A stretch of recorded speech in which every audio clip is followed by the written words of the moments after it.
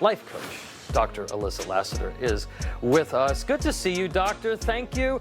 You know, this isn't a new problem, as much as I like to pick on Gen Z, but it does kind of feel like it's getting a little bit worse. Welcome back to America Right Now. We are in the midst of graduation season, and many young folks, either in college or high school, getting ready to begin that exciting next chapter of their lives.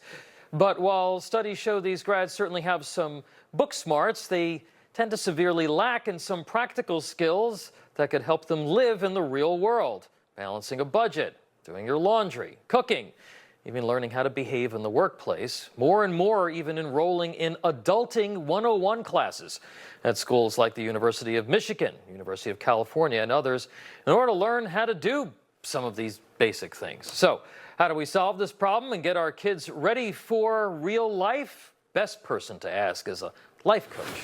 Dr. Elyssa Lassiter is with us. Good to see you, doctor. Thank you. You know, this isn't a new problem, as much as I like to pick on Gen Z, but it does kind of feel like it's getting a little bit worse. Why are we seeing this knowledge gap when it comes to our kids and kind of basic life skills? Yes. So I want to tell all of our recent grads, first of all, just take a deep breath. Hope you did. You know, it's like after you graduate, everybody's like, what are you going to do? What are you going to do next? What's next for you? Some of our grads are just trying to figure out what they're going to have for dinner. But I believe technology is great. But some of the things that we used to have to do, you know, we used to have to go knock on a door and ask for an internship and things like that. Yeah. Some of those things just kind of aren't in place anymore. Yeah. So having real life conversations with people, not texting, not messaging on Instagram, are very important because we know our graduates are talented. We know that they're amazing individuals. And we want to make sure that we have those soft skills or those communication skills so that we can really convey what they bring to the table. Yeah, you know, this is a cohort of graduates that they probably communicate over text messages more than anything else that they do. But there are some say, you know, doctor, that, you know, parents aren't taking steps in high school or even before to kind of instill this knowledge or behaviors into kids, like, you know, giving them chores to do or whatnot. But then there was a recent study that showed that some 20% of college graduates brought a parent to their job interview. What's going on here? Yes. And I believe that is truly something that's going on in today's society. And perhaps, and this is just from what I've noticed and what I've observed, maybe the generation before had to struggle. They had to work so hard. And maybe, you know, in all in good faith, just want to make things easier for your kids. And I believe that you can help make life easier and also empower them without enabling them as well. And so we want to see, what are they capable of doing? These kids have these God-given gifts and talents, and we want to see them walk them out full out. Doctor, help us out here. As parents and the students watching, the recent grads watching, what needs to happen to kind of ensure that by the time that you graduate, hopefully from high school, but certainly college, you know how to live independently? Give us some tips. What should we be doing kind of before this becomes a problem?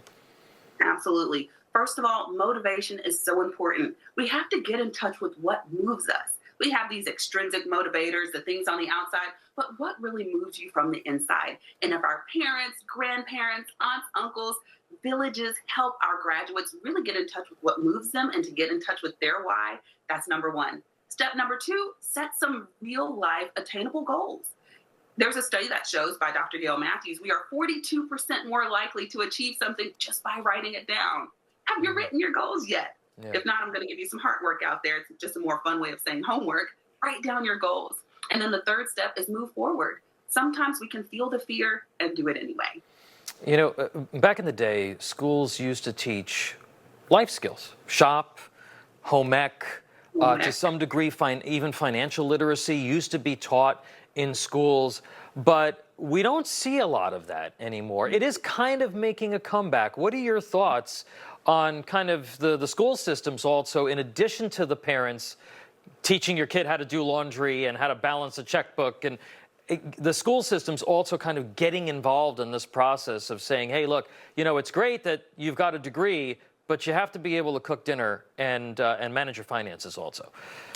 All of those are certainly important. And I did not realize that until I sent a card to my younger relative and I wrote in cursive just because that's what we were schooled to do. And she was like, hey, Godmom, can you read this for me? And I said, okay, I see that things have changed. So with that said, it truly takes everybody. It takes everybody. And also, some of those things we may, it's great to learn how to edit. It's great to learn how to work spreadsheets and how to really utilize technology. And some of those things that we really kind of lost touch with, washing your clothes. Take some time and show your kids, hey, when you go to college, the washing machine may look different than this.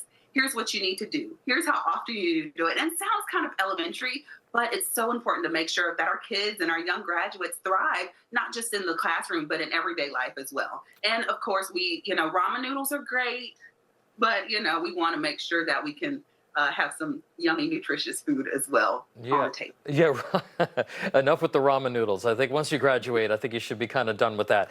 But look, I think that your words are something that we should all internalize, and that is we need to teach these kids a lot more independence and practical skills, and we have to start earlier. Life coach Dr. Elyssa Lassiter, thank you so much for joining us, and congratulations to all of our graduates.